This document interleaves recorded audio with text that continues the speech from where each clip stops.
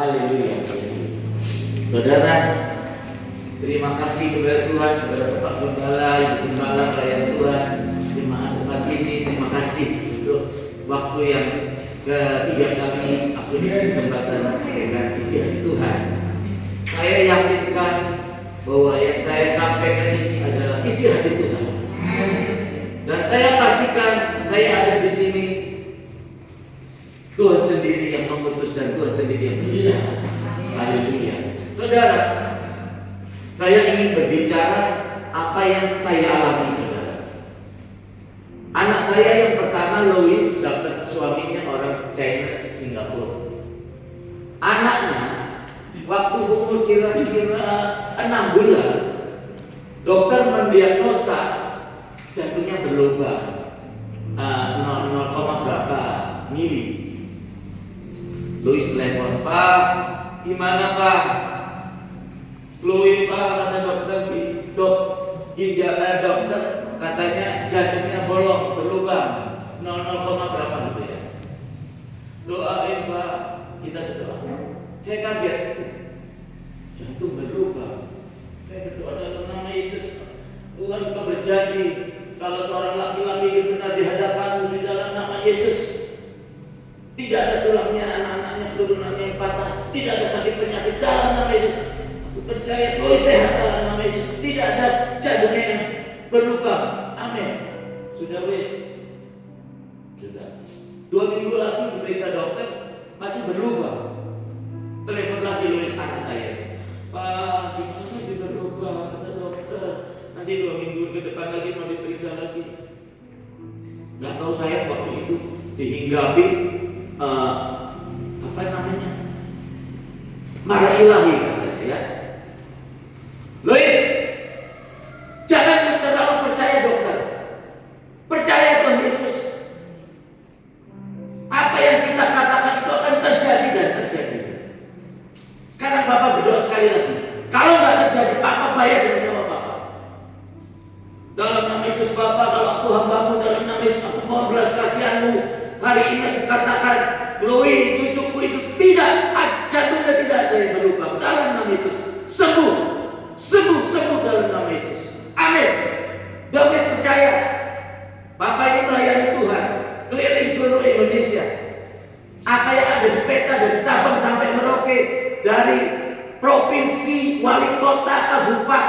kecamatan, sampai daerah-daerah terpencil, Papa sudah datang. Semua yang sudah dipeta Papa sudah kunjungi. Papa taat sama Tuhan, melayani Tuhan. Papa tidak motivasi uang, tidak motivasi pengen terkenal. Papa percaya Tuhan mendengar doa Papa. Papa ganti dengan nyawa Papa kalau Chloe masih berluka. Dalam nama Yesus, percaya Tuhan Yesus Chloe. Iya Pak. 2 minggu kemudian telepon. Gak nangis, gak minta doain. Lagi ngobrol-ngobrol biasa. Saya, istri saya, anak saya Lois, suaminya. Terus ngobrol-ngobrol. Puji Tuhan Pak. Ngobrol yang lain. Tahu-tahu dia, Pak, puji Tuhan. Lois jantungnya sudah tertutup, tidak berluka. Berikan pujian buat Tuhan. Haleluya, haleluya. Untuk saya pribadi, saudara, waktu itu di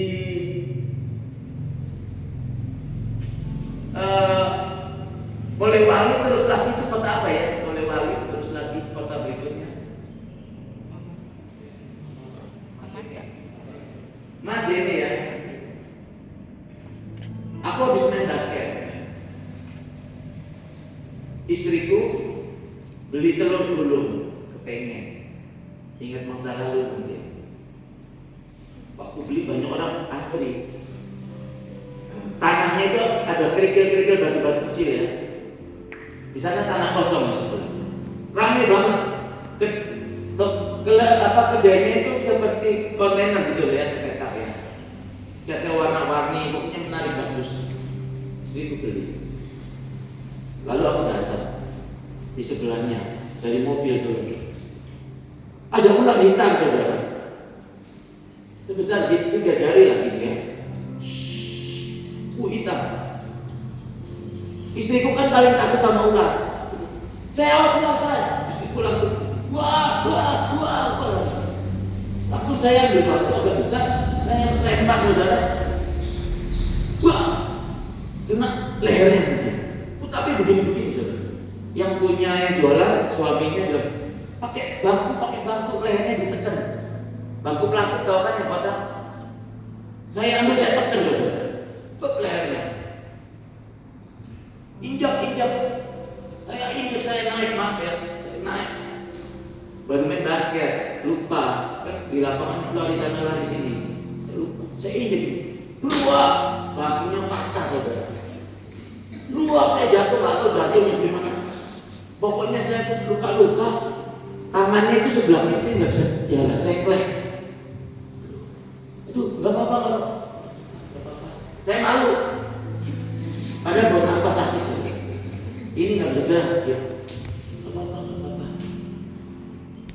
Saya jatuh itu nggak tahu jatuhnya bagaimana. Saya juga kebayang, aduh gue digigit pun lagi nggak bisa, gue mati. Iya kan? Jadi kalau, nah singkat cerita, saya naik mobil nyetir, tangan satu. Obat gigitan itu medik ya, tangan satu. Ada lubang sedikit, gitu. Oh sakitnya. Di sini saudara tulang punggung, sini saudara sakit saudara. Kata orang urat saraf kejentit. Terus di hotel itu ada polisi tidur itu juga sakit. Aduh sakit. Terus bersin lagi. Capean mungkin ya. Bersin. Haji, aduh sakitnya. Sakit saudara kalau bersin itu jam siap-siap saudara sakitnya. Pokoknya sakit parah. Saya nggak pernah yang namanya ngerasain urat saraf kejentit. Mungkin itu. Waduh saudara tersiksa. Besok pagi melanjutkan perjalanan begitu juga. Nyetir itu ada luka, tahan apa? Gitu. Sakit tuh. Lewat 2 hari. Sore kita di kota mana saya lupa ya. Nggak perlu kotanya. Terus kan aku harus olahraga basket karena gula darahnya 528 ya, nggak mau ke rumah sakit, nggak mau minum obat, jadi harus jaga makan juga olahraga supaya gula-gula ini apapun yang kita makan jadi gula ini sulit dia dibuang dari energi, ya harus olahraga. Gimana aku mau olahraga? Ini pun kayak orang sangat kecentin. Terus ayo kita berangkat basket situ. Nonton aja ya, isi waktu daripada sore-sore gini bengong-bengong di hotel. Ayo nonton.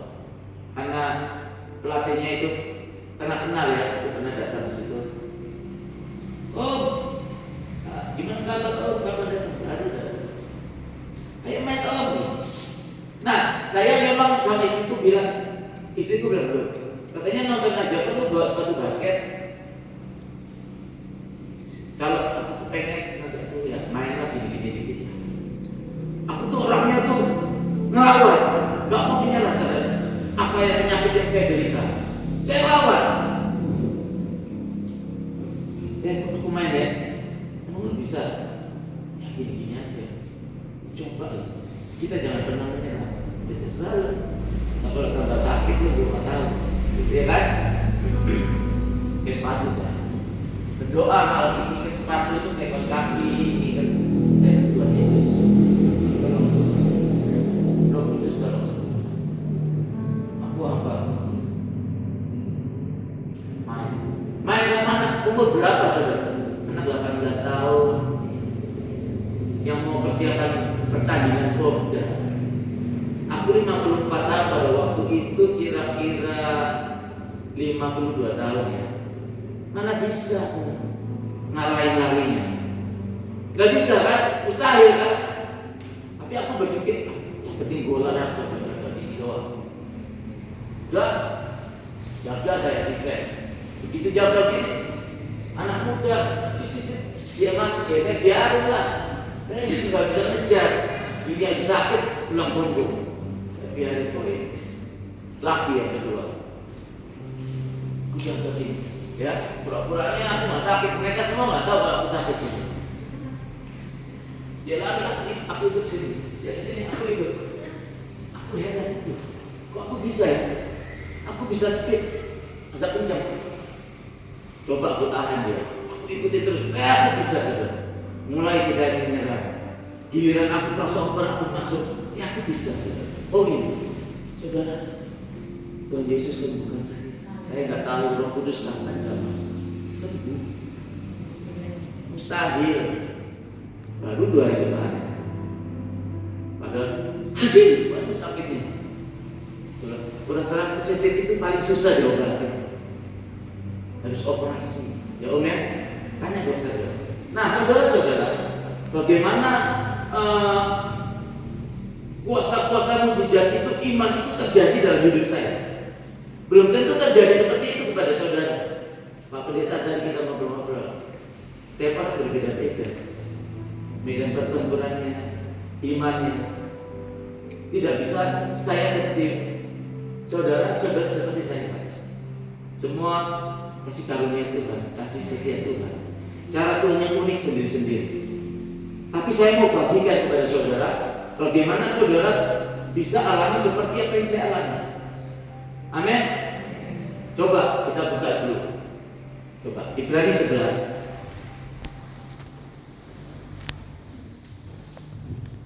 Hari ini temanya iman saudara ya. Haleluya, haleluya. Haleluya. Ibrani 11 ayat yang ke-1. Coba ditayangkan. Haleluya. Saya baca. Demikian firman Tuhan, iman adalah dasar dari segala sesuatu yang kita harapkan dan bukti dari segala sesuatu yang tidak kita lihat. Jadi iman itu saudara, dasar dari segala sesuatu yang kita harapkan, tetapi bukti dari segala sesuatu yang tidak kita lihat. Kalau kita lihat dulu, itu bukan iman. Dokter dulu periksa, oh sakit ini, berarti kasihnya obat ini. Oh kamu harus begini, itu bukan iman. Saudara mau buka usaha, survei daerahnya, oh itu loh depan universitas ini. Kalau jualan seperti apa itu minuman-minuman apa namanya boba ya atau jual sosis ini laku. Cukup pakai kontainer itu dicat yang menarik, jual ini jual ini pokoknya bagus, kelihatan bersih dan kelihatan mewah, harganya nggak mahal, yang penting cuan. Pasti dijual. Lumayan mahasiswa itu ada ribuan, siswanya ada ribuan, iya kan? Itu namanya bukan iman, itu ada dasarnya, ada hitung-hitungannya, ada perkiraan. Jadi saudara-saudara, iman itu adalah dasar dari segala sesuatu yang kita harapkan, tetapi bukti dari segala sesuatu yang tidak kita lihat. Nggak lihat, kalau udah dilihat itu bukan iman. Contoh, saya janjian sama Bapak Pendeta Martin mau naik pesawat ya. Ceritanya Pak Pendeta Martin sudah di Jakarta, sudah di hotel, dan saya janji mau antar naik pesawat mau ke Palu, lewat Palu ke naik pesawat di sini tuh turun di mana Pak Pendeta? Palu ya. Jam 5 subuh saya antar, pesawatnya itu jam 7 ya. Di Jakarta itu perjalanannya harus dipersiapkan 2 jam, macet jauh. Pokoknya jam 5 kita harus datang Pak Pendeta Martin ya, di hotelnya, di rumah saya ya. Saya tunggu ini udah jam 4:30 belum datang. Waduh, jam 5 kurang seperempat belum datang. Di pagar saya itu belum ada orang tok itu, gemboknya itu tok itu. Wah, jam 5 kurang 15. Saya lihat terus itu di pintu itu, di pagar itu. Pas jam 5 kurang 15 Pak Pendeta Martin sudah ada tok. Saya nggak lihat di pintu lagi. Saya langsung masuk. Tuh Pak Pendeta udah datang. Aku antar dulu ya. Pak kunci mobil langsung. Aku langsung buka gerbong. Kita berangkat langsung. Betul nggak? Nggak. Aku nggak lihat tempat itu lagi. Karena udah kuliah. Waktu belum datang aku harapkan. Pas udah datang, aku nggak harapkan lagi. Jadi iman itu dasar dari segala sesuatu yang kita harapkan, tetapi bukti dari segala sesuatu yang tidak kita lihat. Nah, kalau kita lihat lagi di sini, ayat yang ke-11, Ibrani 11 ayat ke-11.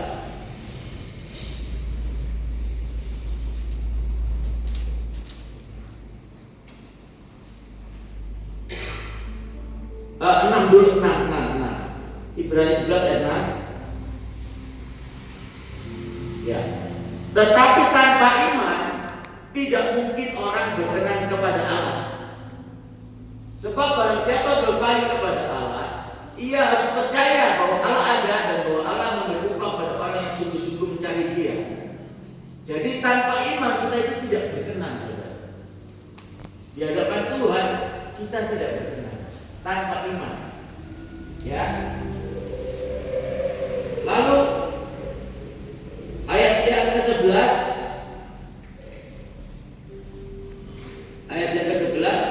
karena iman ia juga dan Sarah beroleh kekuatan untuk menurunkan anak cucu walaupun usianya sudah lewat, karena ia menganggap Dia yang memberikan janji itu setia.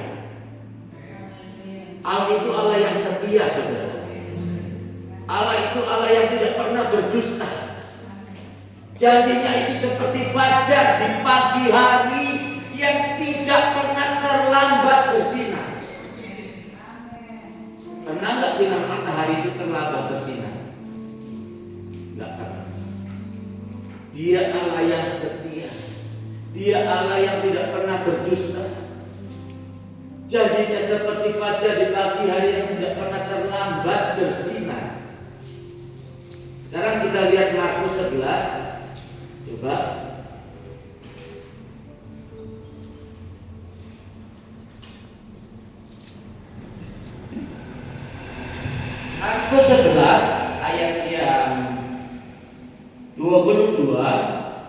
23-24. Matius 11 ayat 22, 23, 24. Demikian firman Tuhan. Saya baca keras, saudara baca dalam hati. Yesus menjawab mereka, percayalah kepada Allah. Terus, aku berkata kepadamu, sesungguhnya barang siapa berkata kepada gunung ini, perhatikan, beranjaklah dan tercampaklah ke dalam laut, asal tidak bimbang hatinya, tetapi percaya bahwa apa yang dikatakannya itu akan terjadi, maka hal itu akan terjadi baginya. Perhatikan ini saudara, ya, firman Tuhan bilang, katakanlah kepada gunung itu supaya beranjak dan tercampakkan ke dalam laut, asal tidak bimbang hatinya. Ya, iman itu saudara tinggalnya di hati saudara, bukan di mulut, bukan di pikiran.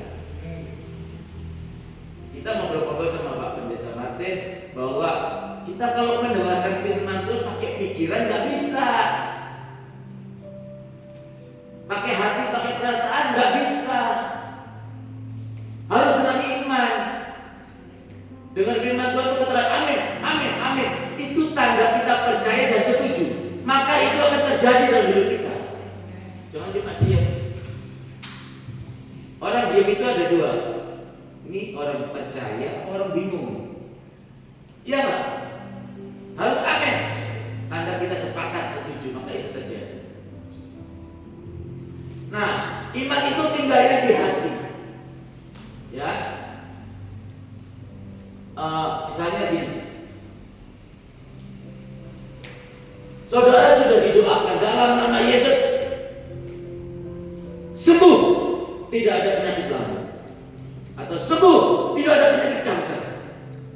Menurut dokter kankernya sudah stadium 3, usianya katanya 6 bulan lagi, paling kuat 1 tahun. Menjalar kanker ganas ke seluruh tubuh. Gak ada harapan untuk hidup lebih panjang lagi. Dalam nama sembuh, tidak ada penyakit. Amin. Masih terasa sakit, mual, di dalam badannya kayak dicengkram-cengkram, sakit. Udah didoakan oleh hamba Tuhan. Aku juga udah puasa doa, masih sakit. Iya kan?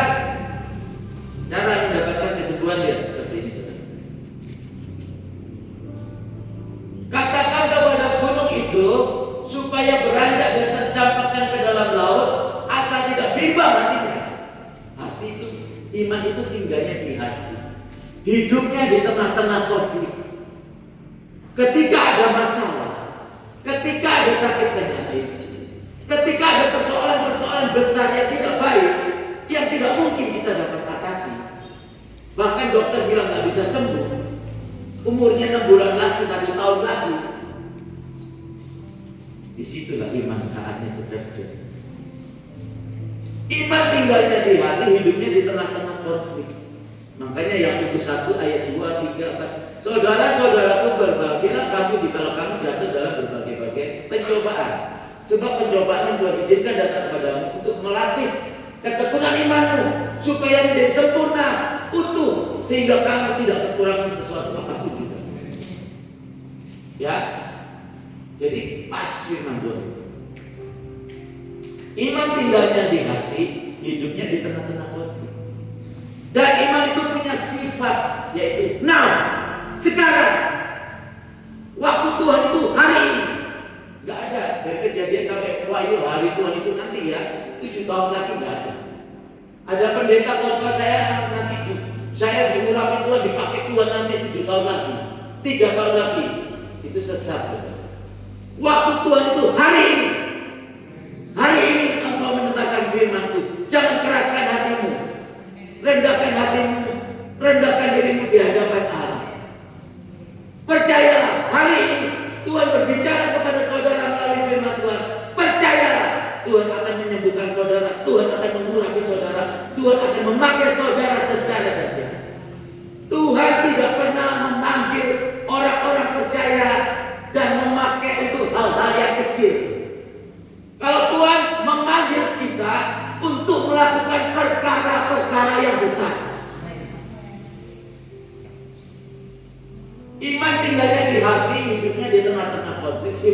sekarang, hari ini, kata Tuhan.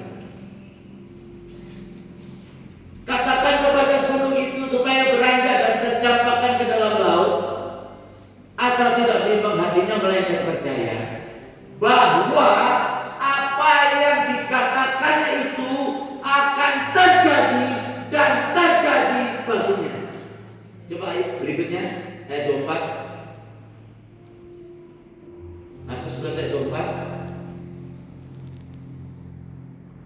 Ayo. Oh, haleluya.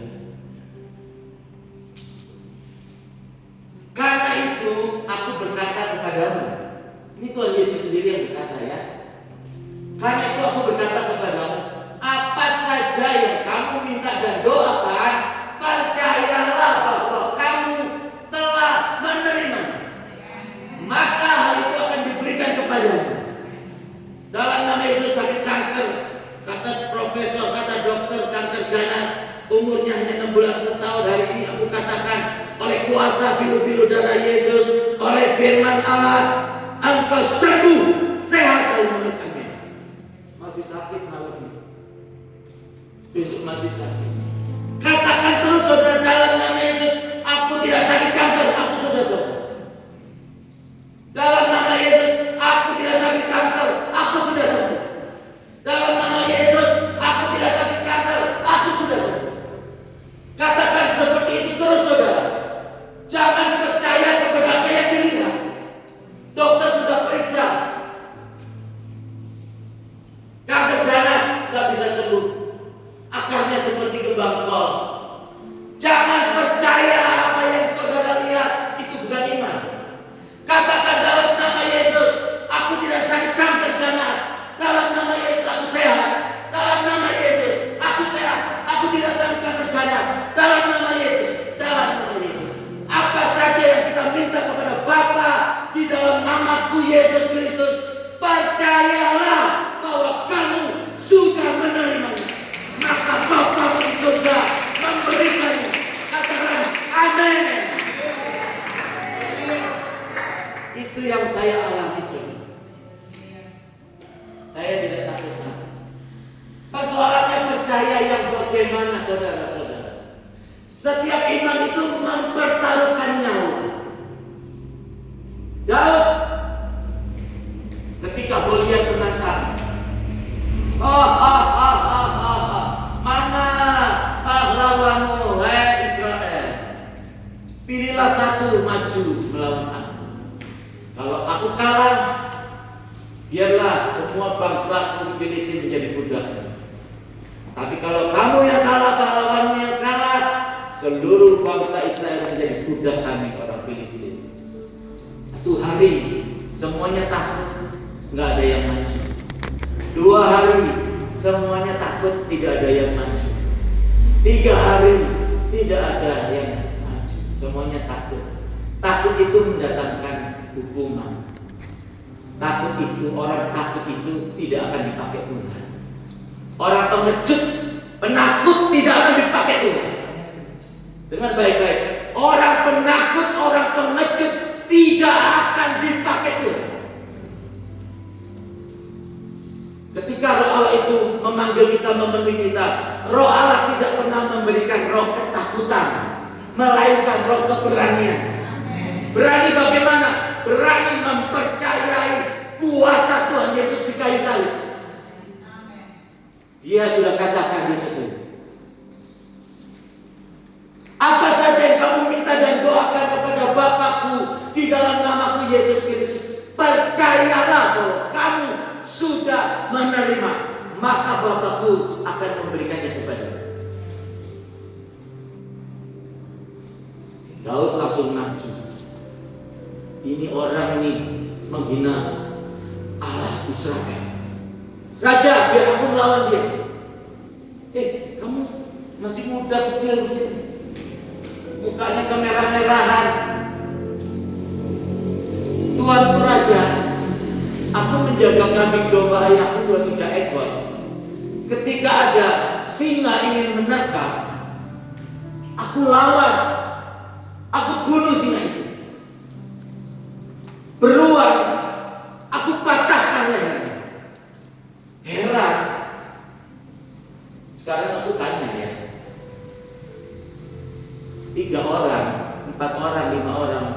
dimasukin gua singa, nggak bawa pisau ya. Coba kalau bisa menang, saya potong tangan saya. Nggak bakal 5 orang bisa matiin singa. Singanya satu aja, singa jantan itu. Iya kan? Coba Daud tuh membunuh singa, apalagi itu beruang berdiri gini. Aduh, cakarnya saudara. Kita dicakar ini bisa robek khususnya keluar semua saudara. Kenapa Daud dipakai Tuhan? Kenapa Daud berani? Daud berani mempercayai bahwa peperangan pertempuran itu di tangan Allah Israel. Dia maju, dia berdoa, Tuhan suruh ambil itu biji di sungai, batu kali di sungai itu, ambil, tapel dia. Sangkamu aku anjing kan? Kamu mendatangi aku dengan tongkat, dengan ketapel. Saudara, Goliat badannya besar, pahanya saudara, sebadan lingkarnya Goliat, Daud. Coba, badannya Daud itu sama besarnya sama paha Goliat. Tombaknya saudara, aduh besarnya saudara, hampir 5 kilo itu apa? Mata kampaknya itu, tombaknya itu. Perisainya pakai besi, bajunya pelindungnya, wah nggak ada bisa menang. 10 orang lawan dia bawa pedang semua nggak menang saudara. Tapi Daud, dia berani mempercayai Allah bahwa pertempuran itu ada di tangan Allah Israel. Dalam nama Yesus, Goliat kaget, terus ada apa di batu tengah, tembus. Bayangin, bukan peluru segini saudara, batu sungai segini saudara, tembus. Ya mati langsung jatuh. Daud lari langsung ambil goloknya dipotong saudara. Amin. Itu iman, mempertaruhkan nyawa. Anggap aja aku sekarang mau berantem sama orang yang gede kayak Goliat. Ya saya mempertaruhkan nyawa, tapi saya percaya bahwa saya pertempuran itu di tangan Allah. Sadrak, Mesak, Abednego, ketika bunyi seruling gabus kecapi yang tidak sujud akan dimasukkan ke dalam api yang menyala-nyala. Karena dia berani mempercayai Allah Israel, Tuhan semesta alam. Dia tidak berlutut, dimasukkan ke dalam api yang menyala. Dia nggak terbakar saudara. Amin. Kita baca Alkitab jangan cuma di mulutnya aja. Amin. Amin. Jangan, harus percaya. Dalam nama Yesus, pembuluh darah jantungnya tinggal serambut, cepat ke dokter, terlambat nanti putus mati. Hidup mati seseorang di tangan Tuhan. Jangan percaya. Dalam nama Yesus aku sehat. Dalam nama Yesus aku hidup untuk Kristus, mati ke dalam tubuh. Dalam nama Yesus aku melayani Tuhan. Kalau aku berkenan di hadapan Tuhan, Tuhan pasti pakai aku. Amin. Maka saudara akan sehat baik-baik. Percaya saja. Kalau tidak terjadi, saudara sudah berani mempercayai Yesus Kristus sampai mempertaruhkan nyawa dan tidak terjadi, ternyata karena penyakit saudara menjadi mati, nanti saya gantikan saudara di neraka. Kenapa saya berani berkata seperti ini? Saya bukan takabur, saya bukan sombong, karena saya berani mempercayai firman Tuhan. Dia berkata, aku Allah yang setia, aku Allah yang tidak pernah berdusta. Janjiku seperti fajar di pagi hari yang tidak pernah terlambat bersinar. Karena firman Tuhan itu aku berani berkata seperti itu. Sering di gereja kami 3 penyumbatan pembuluh darah jantung, istrinya pendeta. Waktu aku doain katakan dalam nama Yesus, besok periksa dokter, tidak ada penyumbatan pembuluh darah jantung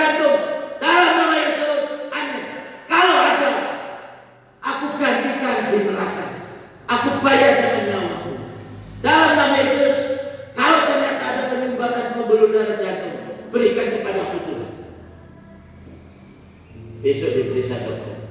Karena pakai BPJS 2 minggu kemudian hasil. Dia ke rumah sakit, sudah di kateter, di ronsen lagi, dilihat lagi, di apa namanya, pakai komputer ya, apa namanya ya bahasa medisnya?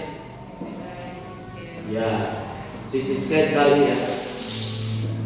Dokternya bilang, tuh, ini nggak ada penyumbatan, sudah nggak jadi operasi, pulang aja. Sampai hari ini orang Indonesia ada di gereja GBI Epak 3, direkam ya, dibuktikan. Orangnya, istrinya pendeta Mesak Siahai, ada di GBI Epak 3 Kalibata, satu gereja dengan saya. Kalau ke Jakarta boleh tanya. Amin. Kalau saudara berani mempercayai Allah yang berkata-kata kepada saya, bukan saudara, Allah sendiri yang di dalam kita, dia yang bekerja. Asal saudara berani mempercayai. Kalau percaya gimana? Aduh, takut. Kalau sampai ini kata dokter gawat, darurat, bahaya akan mati, takut langsung ke dokter. Mah, ayo mah. Apalagi kalau orang kaya ya. Mah, kita ke Singapura sana mah. Mah, kita ke Penang. Dioperasi. Ciennya banyak. Punya bom bensin. Punya seluruh mobil. Firman Tuhan berkata, kesembuhan itu ada di tangan. Mau punya miliaran kemana pun, Tuhan bilang tidak sembuh, tidak sembuh. Kayak orang kaya, malam nanti kamu mati, akan mati. Tuhan punya kuasa. Amin. Lalu siapa lagi? Daniel. Barang siapa yang berdoa dalam kurun waktu tertentu yang dikeluarkan oleh Raja Persia, dimasukkan ke gua singa. Daniel sudah berdasar sama Tuhan, berdoa 3 kali sehari. Mau dimasukin gua singa, mau digantung, Daniel tetap berdoa. Dilihat, tangkap, dimasukin ke gua singa. Takut Daniel juga. Masukin gua singa, keringet dingin, gemeter, manusiawi. Kita masih hidup, masih ada daging, kita takut. Tapi imannya enggak tergoyahkan, tetap berdoa. Tuhanku Raja, sekalipun Allah tidak bisa menyelamatkan aku tidak akan berlindung kepada patung yang Tuhan dirikan. Aku tetap akan berdoa menyembah kepada Allah Israel. Allahku yang hidup. Dimasukin ke gua singa. Saudara, singa yang lapar itu ada 7, ada 5, ya. Semuanya tidur, cuma ngeliatin. Amin. Tuhan sanggup menyelamatkan kita. Tuhan sanggup menyembuhkan kita. Semudah membalik tangan, saudara. Persoalannya percayakah kita kepada Dia? Iman tinggalnya di hati, bukan di bibir, bukan di pikir. Orang kaya mengandalkan. Celakalah hai orang kaya. Kenapa Tuhan memecah? Kalau udah orang kaya, sombong. Pendeta yang paling besar, gereja yang paling besar di Medan, GBI yang paling besar di Medan, tapi wakilnya, aku belak-belakan rekan masuk itu. Memang harus ditelanjangi pendeta-pendeta yang hidupnya tidak sesuai firman Tuhan, berkedok, munafik. Saya bongkar gereja yang paling besar. Sore aku khotbah, pagi, jam pertama, jam kedua dia khotbah. Minta maaf, di depan dikawal. Ribut. 2 orang kawan depan, di belakang 2 orang. Dia jalan kayak artis. Cepat dari belakang. Kayak artis. Dia khotbah. Selesai. Turun. Kawal 2 orang. Dia jalan langsung pulang.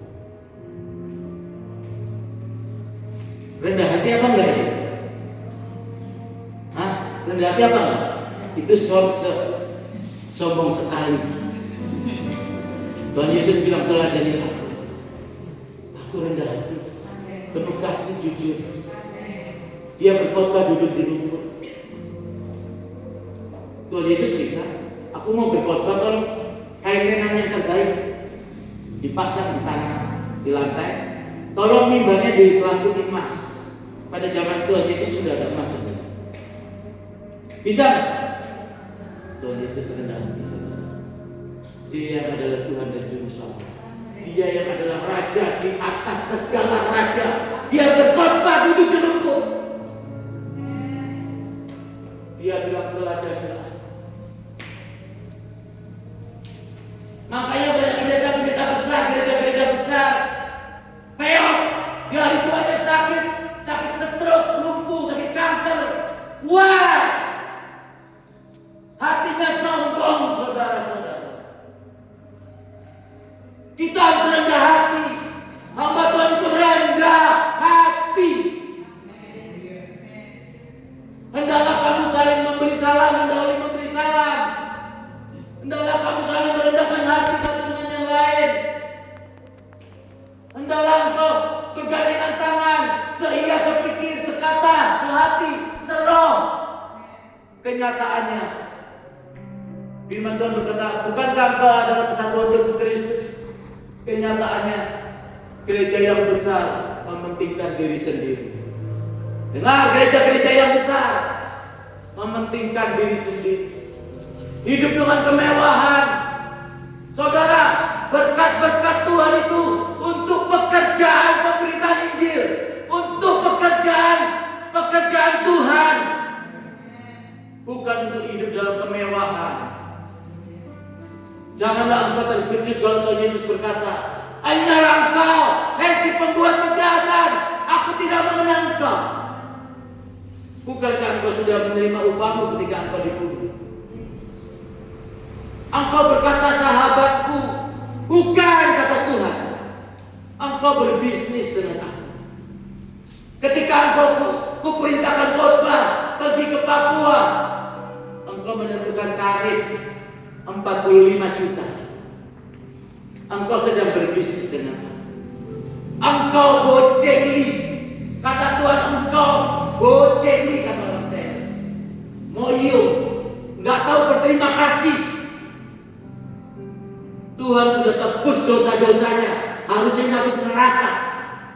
Dia punya istri cantik, punya anak-anak cantik, ganteng, diberkati, dipelihara Tuhan, semuanya sehat, bahagia. Cuma Tuhan suruh, tolong bacakan suratku ini ke Papua. Tuhan, ciennya berapa dulu Tuhan? Engkau sedang berbisnis dengan Tuhan Allah. Engkau sedang berbisnis dengan Allah Raja. Orang yang tidak tahu berterima kasih. Makanya jangan kaget nanti kalau peot. Nanti waktu-waktu tertentu sakit stroke, didorong-dorong di kursi roda. Anaknya ada yang sakit kanker, anaknya ada yang kecelakaan. Amin. Saudara, milikilah hati yang seperti nabi-nabi Tuhan. Orang yang berdedikasi benar percaya kepada Allah 100%. Mau nggak saudara-saudara minum aqua? Ditulis diambil dari sumber air gunung 97%. 3% diambil dari limbah air kotor. Mau minum? Kalau soal gitu kita ngerti, maunya yang murni 100% ya. Tuhan juga begitu. Adakah ku dapat iman itu? Iman yang bagaimana saudara? Iman yang 100%. Iman yang tidak bergeming. Iman yang berdiri di atas batu karang yang teguh. Ketika setiap detik ombak datang,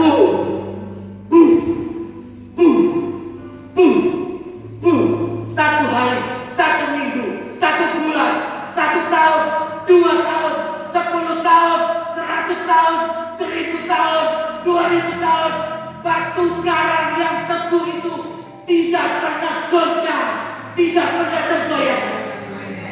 Dialah Yesus Kristus. Milikilah iman di atas batu karang yang teguh, saudara.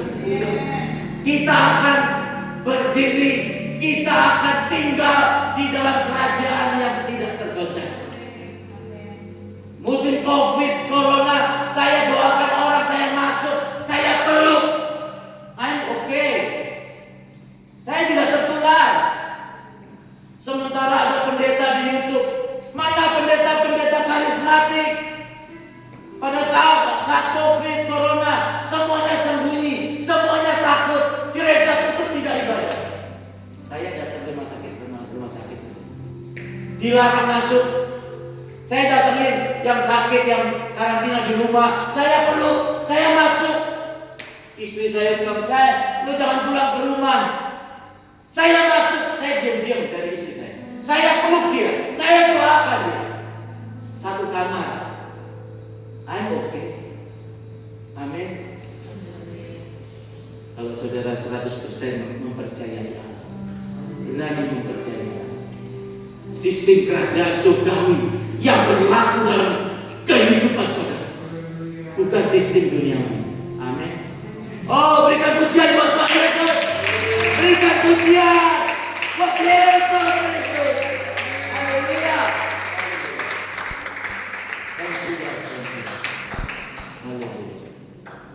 Saudara, sampai di sini firman Tuhan, saya tidak berani lebih bilang. Tuhan cuma suruh berbicara. Bicarakan ini. Amin. Haleluya, haleluya. Saya akan pemain musik.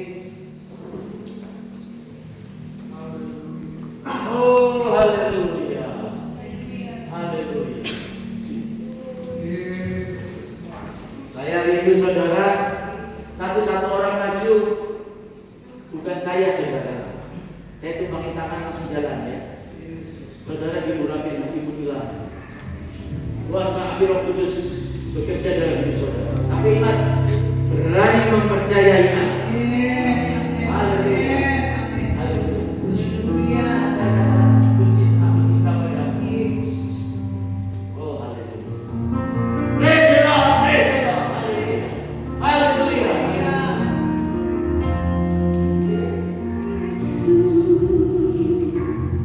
Aku cinta Yesus.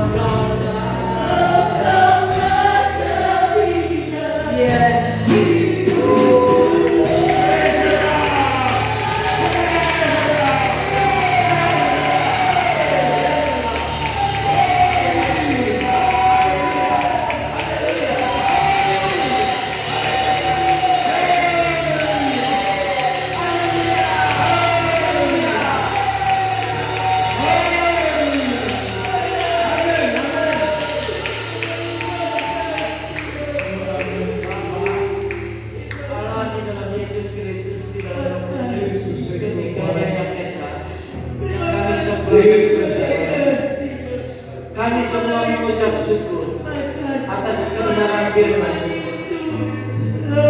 Terima kasih atas urapan imun ilahi, kuasa api Roh Kudus yang tercurah hari ini. 2000 tahun yang lalu sudah tercurah. Hari ini Kau curahkan kembali. Terima kasih sehingga api Roh Kudus dalam hati kami, jiwa kami menyala-nyala.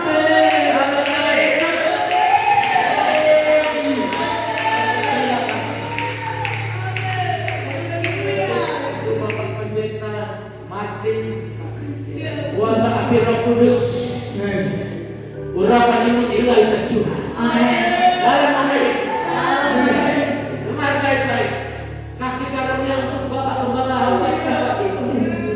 Kalau kembali kepada Tuhan bukan karena sakit penyakit, tapi karena sudah selesai. Dalam nama Yesus. Tidak mengalami penderitaan lagi. Tidak ada kecelakaan lagi. Tidak ada malapetaka lagi.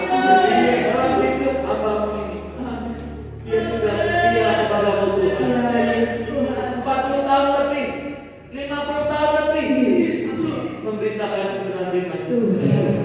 Berjalan ratusan kilometer, tinggal di hutan, semua karena percaya kepada Tuhan. Terima kasih Tuhan Yesus. Kasih karunia untuk Bapak Pendeta Mantu dan istrinya, anak-anak mantu cucunya dalam nama Yesus. Terima kasih. Haleluya. Yang sudah diberkati sama-sama katakan amin. Haleluya.